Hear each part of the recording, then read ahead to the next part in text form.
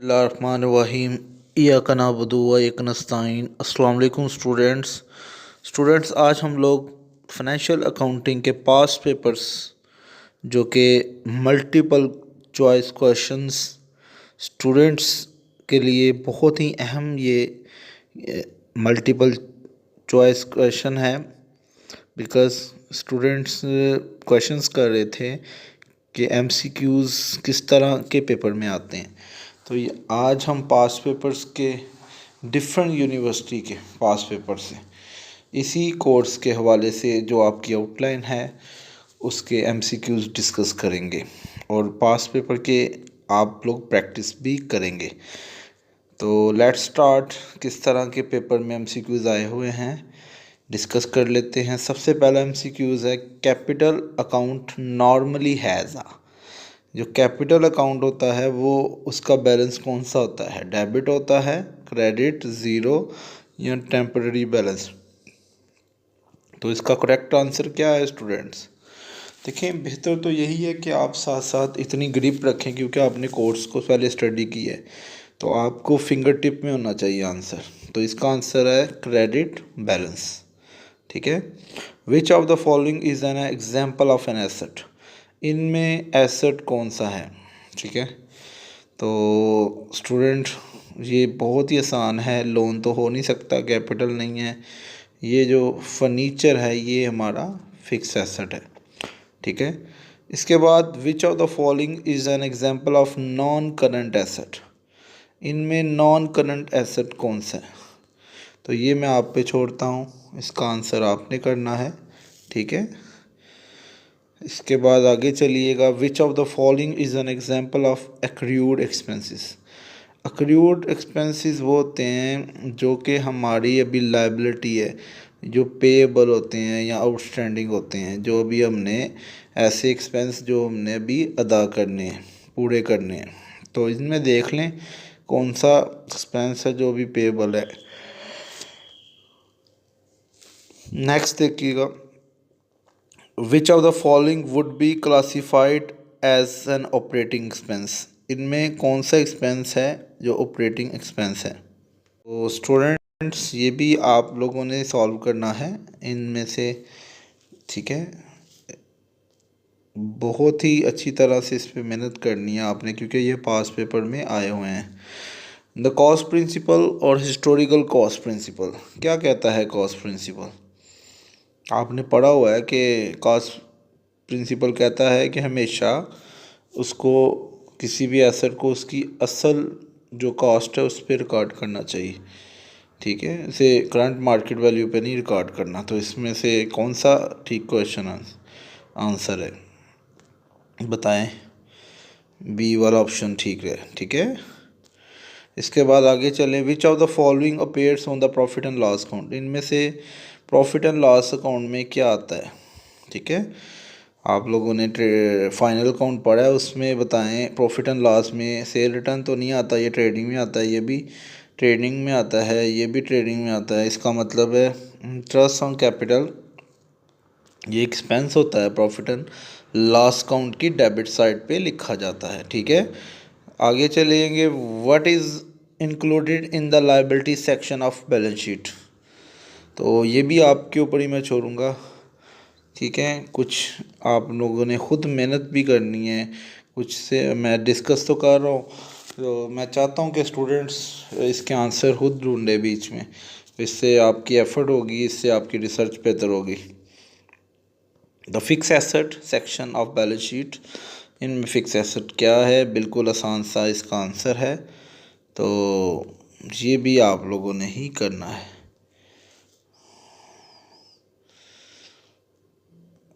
नहीं, इसमें जो क्वेश्चन था वो ये था कि फिक्स एसेट के अलावा, एक्सेप्ट कहते हैं के अलावा कौन सा है, तो ये आपने बताना है कि इसमें फिक्स एसेट के अलावा एसेट कौन सा है। विच of the following is not a current liability, इनमें से करंट लायबिलिटी कौन सी जो नहीं है? ठीक है। करंट लायबिलिटी यहाँ पे इनमें से कौन सी नहीं है? दानी बात है, लॉन्ग टर्म लायबिलिटी होगी जो भी होगी। तो इसका आंसर है डिबेंचर। स्टूडेंट डिबेंचर जो है वो लॉन्ग टर्म लायबिलिटी होती है, ठीक है, जो लंबे अरसे के लिए होते हैं, बाकी सारे करंट लायबिलिटी है। तो इसका मतलब है करंट लायबिलिटी जो नहीं है वो डिबेंचर है। प्रोविजन फॉर बैड डेट्स, आपको याद होगा फाइनल अकाउंट में हमने प्रोविजन फॉर बैड डेट्स बार बार पढ़ा था, ठीक है। तो ये क्या होता है, ये ख़ास आपका टास्क है स्टूडेंट्स, इसके बारे में आपने मुझे मैसेज करके बताना है, समझ लें आपका टास्क है। प्रोविजन फॉर बैड डेट्स, इनमें से इसका करेक्ट आंसर क्या है, और आपने मुझे मैसेज पे बताना भी है कि सर ये इसका आंसर है और इसकी रीज़न ये है। तो मैं आपका वेट करूँगा आप सबका कि ये आप मुझे इसका आंसर करेक्ट बताएंगे, साथ एक्सप्लेनेशन भी देंगे, ठीक है। इससे फ़ायदा बहुत होगा, आपका कॉन्सेप्ट्स बड़े अच्छे क्लियर हो जाएंगे।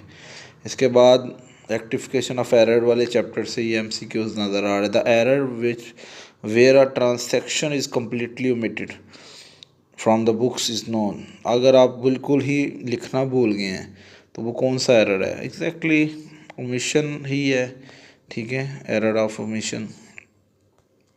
If a purchase of machinery is incorrectly recorded as an expense, आपने एक मशीन परचेज़ की है जो कि आपका एक एसेट है, आप उसे गलती से एक्सपेंस रिकॉर्ड कर लिए, ठीक है, तो इसको कौन सा एक्सपेंस कहते हैं, क्लरिकल एरर कहते हैं, कंपनसेटिंग एरर कहते हैं, एरर ऑफ प्रिंसिपल है या error of omission.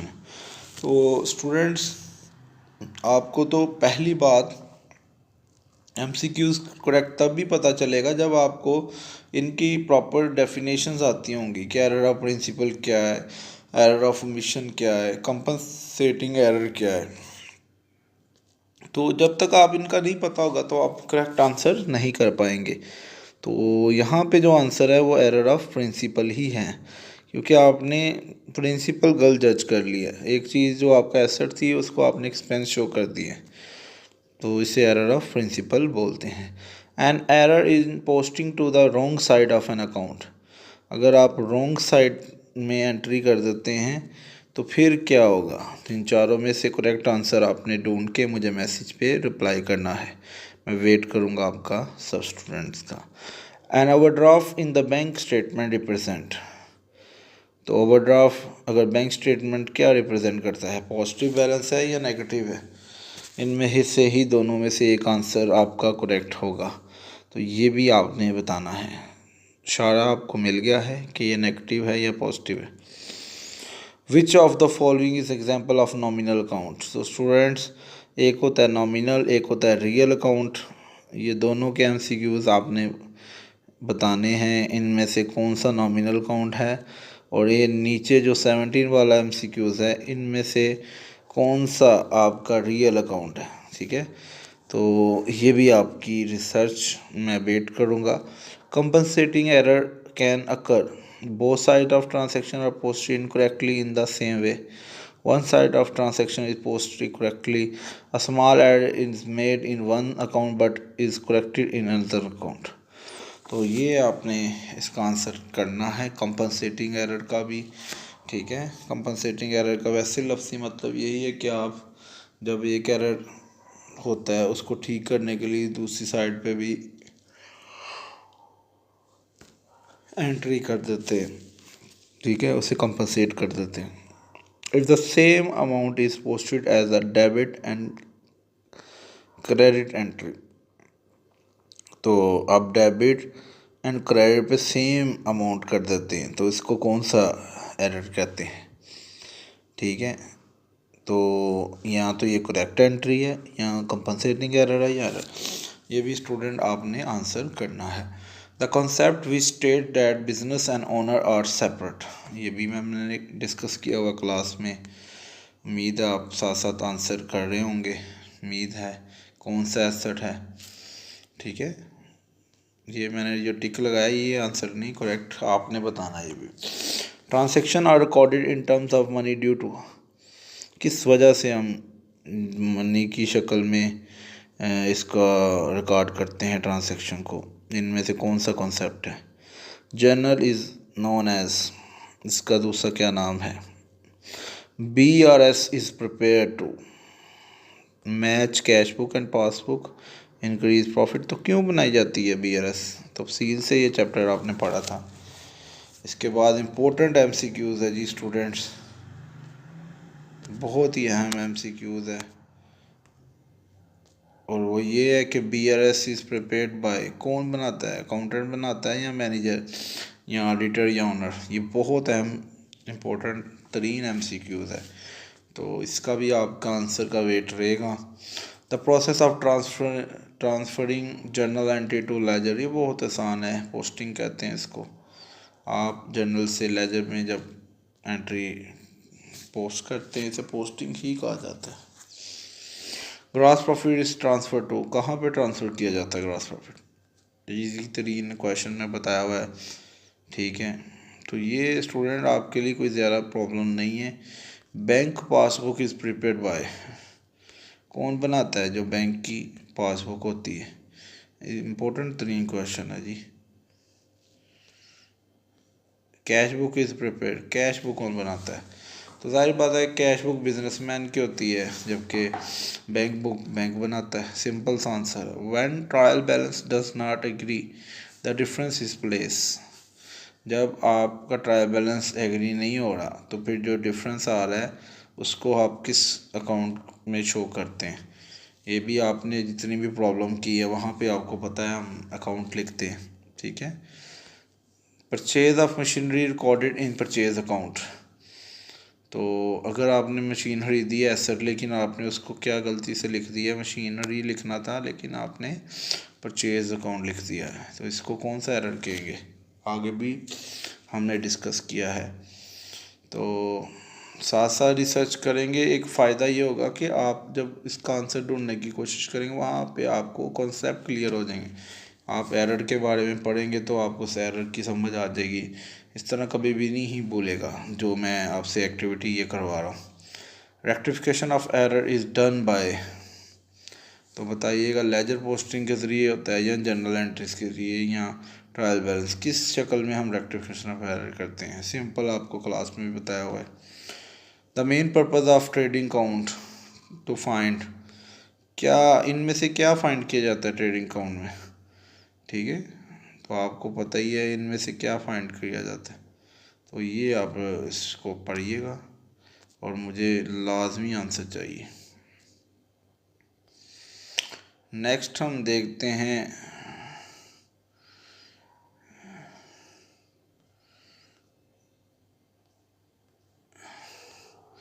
Carriage outward appear in, किस में आता है इनमें से कैरिज आउटवर्ड, ये आप ध्यान से देखें।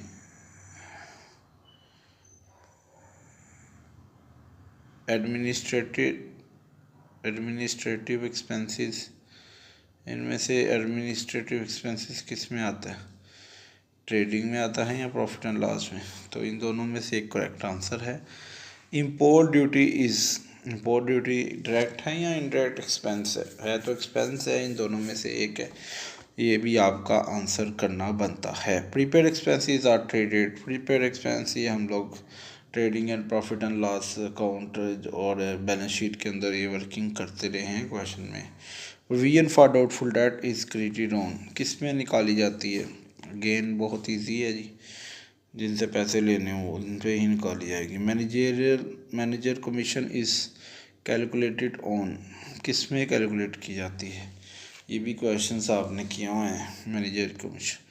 Depreciation reduces the value of, किसकी वैल्यू कम करता है, स्टॉक की, डेटर्स की या फिक्स एसेट की, तो ये भी क्लास में डिस्कस किया हुआ है। इंटरेस्ट रिसीव इन एडवांस, जब आप इंटरेस्ट रिसीव कर लेते हैं एडवांस में तो ये आपका क्या बन जाता है, ये आपकी इनकम बन जाती है या लायबिलिटी बन जाता है या एसेट बन जाता है या एक्सपेंस बन जाता है।